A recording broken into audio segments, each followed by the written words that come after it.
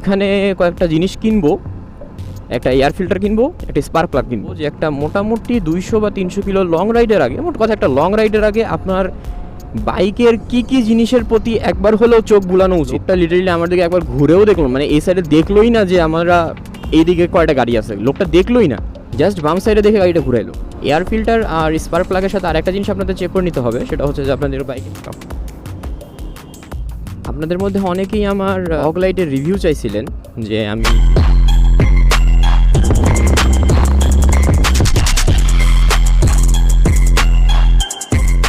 Hey guys, কি অবস্থা? It's me Najmul Hossain Shourab from NHS blog again. Welcome to my channel and a brand new video.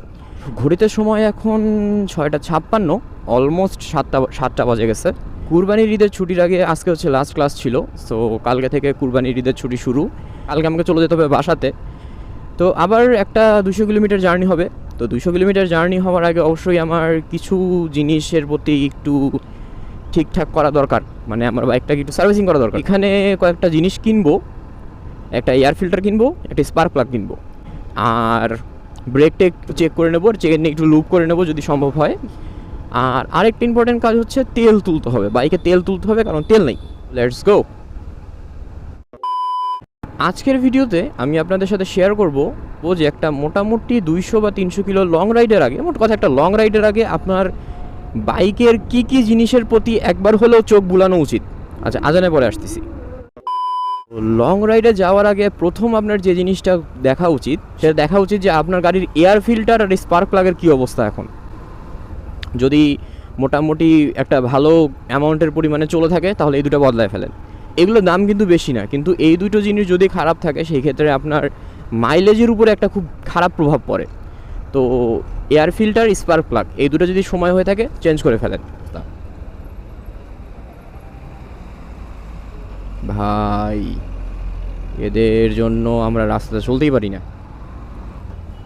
লোকটা literally আমার দিকে একবার ঘুরেও দেখলো, মানে এই সাইডে দেখলোই না যে আমরা এইদিকে কয়টা গাড়ি আছে, লোকটা দেখলোই না, জাস্ট বাম সাইডে দেখে গাড়িটা ঘুরাইলো।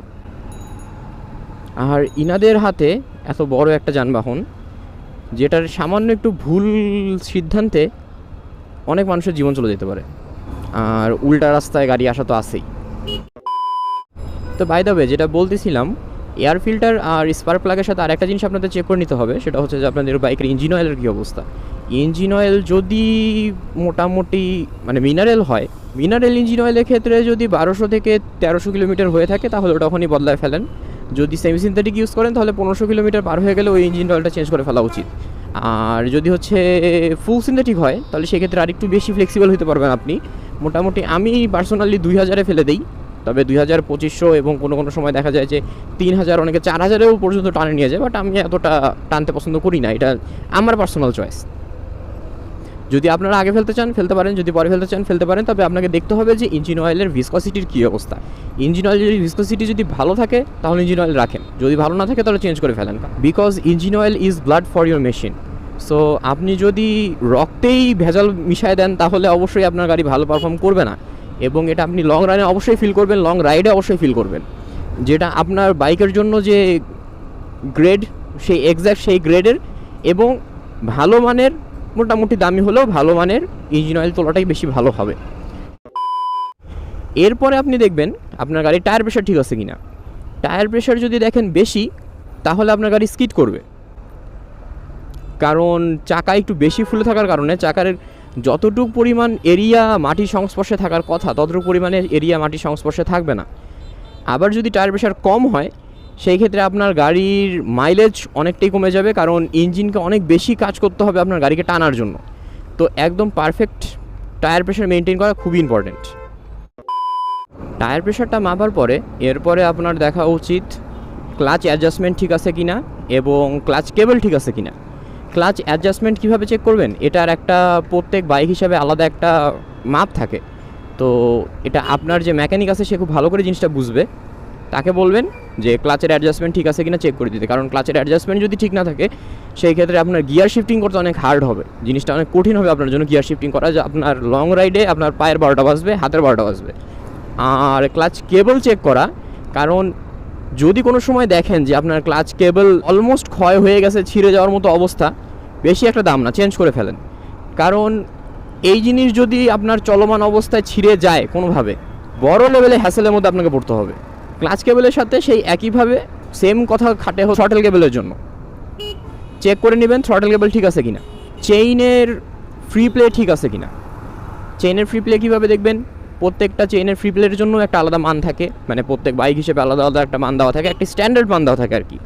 তো এইটাও আপনার মেকানিক আপনাকে বলে দিতে পারবে যে চেইনটা অ্যাডজাস্টমেন্ট ঠিক আছে কিনা। কারণ চেইন যদি লুজ থাকে সেই ক্ষেত্রেও আপনার বাইকে জার্কিং একটা সমস্যা হবে, আবার চেইন যদি বেশি টাইট থাকে তাহলে সেই ক্ষেত্রেও একটা প্রবলেম হবে, গাড়ি ফ্রি চলবে না। তো চেইনের ফ্রি প্লেও ঠিক থাকা এসেনশিয়াল। তাহলে আপনার ক্লাচ অ্যাডজাস্টমেন্টে আপনি দেখলেন ক্লাচের ফ্রি প্লে ঠিক আছে কিনা, তারপর আপনি দেখতেছেন চেইনের ফ্রি প্লে ঠিক আছে কিনা, এবং এরপরে আপনি দেখবেন চেইনে লুপ করা আছে কিনা। প্রথমে হচ্ছে চেইনটাকে ভালো করে ক্লিয়ার করে নেন, তারপরে চেইনটাকে লুপ করে নেন। প্রতি 1000 কিলোমিটারের মধ্যে একবার করে চেইন লুপ করা এসেনশিয়াল, এটা ইম্পর্টেন্ট। আর এক্সব্লেডের জন্য জিনিসটা আর একটু বেশি ইম্পর্টেন্ট, কারণ এক্সব্লেডের এবং হর্নেট এই দুটোর চেইন থেকে একটা সাউন্ড আসার একটা বদ অভ্যাস আছে। তো এই যদি ওই বদ অভ্যাস থেকে বাঁচতে চান তাহলে আপনাকে মোটামুটি নিয়মিত চেইন লুপ করতে হবে। মোটামুটি এইগুলোই ছিল বেসিক একেবারে, যে কী কী জিনিসের প্রতি আপনাকে নজর রাখতে হবে। আর আরেকটা জিনিস ইম্পর্টেন্ট, এরপরে হচ্ছে লাস্ট যেটা মোস্ট ইম্পর্টেন্ট অবশ্যই সেটা ফিউয়েলের ক্ষেত্রে আপনি চেষ্টা করবেন আপনার পরিচিত যদি কোনো ফিউয়েল পাম্প থাকে যেখান থেকে ভালো ফিউয়েল পাবেন, আপনি শিওর যে ভালো ফিউয়েল পাবেন ওখান থেকে, তাহলে এমন একটা ফিউয়েল পাম্প থেকে আপনি ফুল ট্যাঙ্ক ফুল করে নিতে পারেন। কিন্তু যদি আপনার এরকম কোনো পরিচিত ফিউয়েল পাম্প না থাকে আশেপাশে, যে ভালো ফিউয়েল পাবেন কি না তার কোনো গ্যারান্টি নাই, তাহলে সেই ক্ষেত্রে আপনি অন্য একটা কাজ করতে পারেন। সেই ক্ষেত্রে একটা ফিউয়েল পাম্প থেকে পুরো ফিউয়েল না তুলে 3-4টা ফিউয়েল পাম্প থেকে 1 লিটার 2 লিটার করে ফিউয়েল নেওয়াটাই বেশি বেটার। তাহলে এটাতে হবে কি, মনে করেন আপনার একটা ফিউয়েল পাম্পের তেল খুবই খারাপ, আপনার গাড়ি ধাক্কানো শুরু করছে, এরকম খারাপ। এখন ওই রকম ফিউয়েল পাম্পে যদি আপনি টোটাল ফুল ট্যাঙ্ক ফুল করে ফেলেন, তাহলে সেই ক্ষেত্রে আপনার কিন্তু পুরো তেলটাই ফেরত দিতে লাগবে, এমন একটা অবস্থা। কিন্তু আপনি যদি 2 লিটার 3 লিটার করে আলাদা আলাদা ফিউয়েল পাম্প থেকে নিতে পারেন, তাহলে সবগুলো ভালো খারাপ মিলে ফিউয়েলটা একটা অ্যাভারেজ ফিউয়েল হয়ে যাবে, তো বেশি একটা সমস্যা হবে না। তো এই জন্য আমার সাজেশন থাকে যে যদি আপনার পরিচিত ফিউয়েল পাম্প থাকে ফুল করে নেন, আর যদি ফিউয়েল পাম্প পরিচিত না থাকে তাহলে হচ্ছে 2-3টা বা 3-4টা ফিউয়েল পাম্প থেকে 1 লিটার 2 লিটার করে নিয়ে যতটুকু আপনার নেওয়া দরকার আপনি নিয়ে নেন, এভাবে চালান। আর অবশ্যই আপনাকে আমি আরেকটা সাজেশন দেবো, সেটা হচ্ছে যে যদি আপনি দেখেন যে আপনার যে ফিউয়েল আপনি নিচ্ছেন সেটাতে আপনি ভরসা পাচ্ছেন না, তাহলে আমি বলবো এক্সট্রা সিকিউরিটি হিসাবে একটা 50 টাকা দিয়ে একটা অকটেন বুস্টার কিনে নিয়ে অকটেন বুস্টার অ্যাপ্লাই করে দেন। অকটেন বুস্টার অ্যাপ্লাই করলে কিছুটা হলেও, সামান্য পরিমাণে হলেও কিন্তু অকটেনকে ভালো করে, মানে সামান্য একটু বেটার পারফরমেন্স আপনাকে দিবে অকটেন বুস্টারে। কিন্তু এটার একটা লিমিট আছে, যেমন হচ্ছে 12 লিটার তেলের জন্য একটা অকটেন বুস্টার। এখানে আপনি 2-3টা অকটেন বুস্টার দিয়ে দিলে মনে করবেন বেটার পারফরমেন্স পাবেন, তা না। সেক্ষেত্রে কিন্তু আপনার ইঞ্জিনের ক্ষতি হতে পারে। কারণ এই জিনিসটা নিয়ে অ্যাকচুয়ালি আমি শিওর না ক্ষতি হতে পারে কিনা, তবে যেহেতু ওখানে সতর্কবাণীতে লেখা আছে যে 12 লিটার তেলের জন্য একটা দিতেই হবে, তার বেশি দেওয়া যাবে না, তাহলে নিঃসন্দেহে ক্ষতি করাই কথা। এরপরে হচ্ছে আপনার দরকার আপনার হেলমেট ঠিক আছে কিনা, হেলমেটটাকে ঠিকমতো রোদে দিয়ে হেলমেটটাকে ঠিক করে নেন। তারপরে আপনার হ্যান্ড গ্লাভস এবং যদি সেফটি জ্যাকেট থাকে তাহলে সেফটি জ্যাকেট, অথবা আমি যেরকম সেফটি জ্যাকেট না, আমি সেফটি ভেস্ট পরি।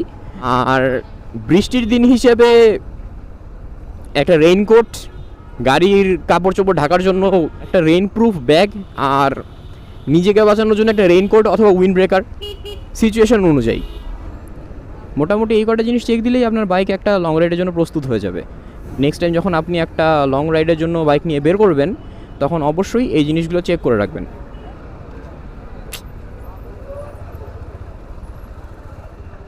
গায়ের উপরে থুতু ফেলে, এগুলো কোন ধরনের অভদ্রতা ভাই? জানলা দিয়ে না দেখে থুতু ফেলে দিচ্ছে, মনটাই খারাপ হয়ে গেল। এয়ার ফিল্টার আর স্পার্ক প্লাগ আমার কেনা শেষ।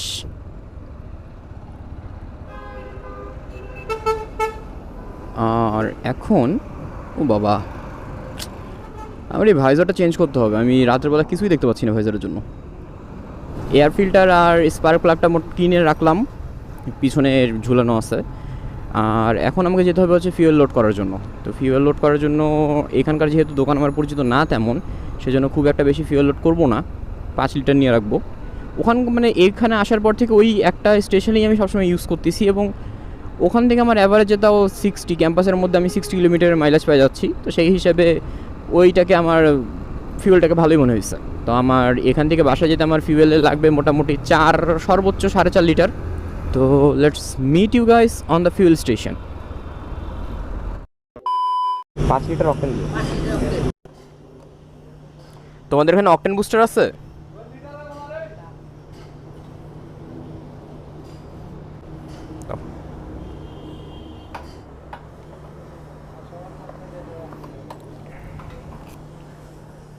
ওকে, এখানে অকটেন বুস্টার নাই, কিছু করার নাই, আপাতত এমনি চলি। তেলের দাগ ফিল হয়ে গেলে যে শান্তিটা লাগে না ভাই, কি বলবো।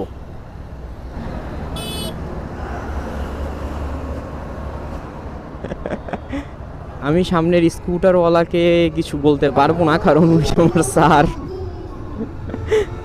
উনি আমাদের অ্যানাটমির টিচার। স্যার উল্টা দিক থেকে আসতেছে।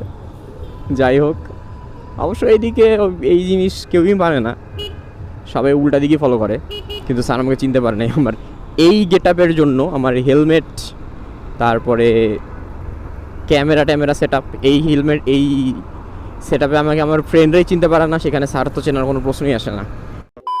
তো আমার কেনাকাটা শেষ, আমার তেল তোলা শেষ, আমার লেসন দেওয়া শেষ।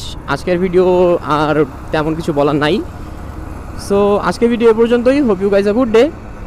নেক্সট ভিডিও আসা পর্যন্ত ভালো থাকবেন, সুস্থ থাকবেন, আমার জন্য দোয়া করবেন। অ্যান্ড কালকে যেন আমি সুস্থভাবে বাড়ি পৌঁছতে পারি, সেই জন্য আমার জন্য দোয়া করবেন। চ্যানেলে নতুন হয়ে থাকলে প্লিজ সাবস্ক্রাইব করবেন, কারণ আমরা 1000 ফ্যামিলির খুবই কাছাকাছি, বাট আমার 1000 ফ্যামিলি পূরণ হচ্ছে না। আমি জানি না আপনারা কীভাবে করবেন, বাট আমার 1000 ফ্যামিলি পূরণ করে দেন। যাই হোক, আপনাদের যদি ভিডিওগুলো ভালো লেগে থাকে তাহলে অবশ্যই আমার চ্যানেলে সাবস্ক্রাইব করবেন। আজকের মতো সায়নারা। ও বাই দ্য ওয়ে, আমরা ভার্সিটিতে চলেও আসছি। তো টাটা।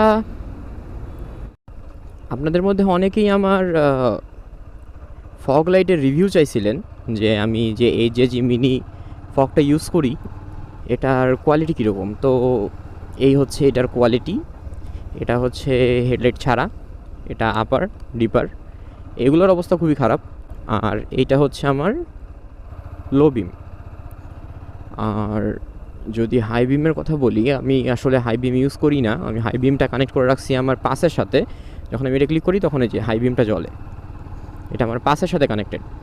আর যদি আমি এটা অফ করে দিই তাহলে এই যে এটা হচ্ছে আমার হাই বিম। আলো কিছুটা আমি বলবো হ্যাঁ কমছে, কিছুটা আলো কমে গেছে, বাট স্টিল যে আলো আছে তা আমার স্টক হেডলাইটের চেয়ে অনেক বেটার। অ্যান্ড আমার এটাই আনাফ, এটাতেই আমার মোটামুটি কাজ চলে যায়। আর আমি একটাই সুইচ ইউজ করি, তো একটা যেহেতু সুইচ, তো আমি আর ইয়েলো লাইট যেটা সেটা আলাদা করে ইউজ করি না। এটা যে আলাদা করে ইউজ করা হয় না, এটা শুধুমাত্র আমার এরকম ফ্ল্যাশের জন্যই ইউজ করা হয়, এই যে এরকম ফ্ল্যাশ। মানে আমি পাসের সাথে কানেক্ট করা আছে এটা, তো পাস লাইট যখন আমি ক্লিক করবো তখন এটা হচ্ছে চলবে, এই আর কি।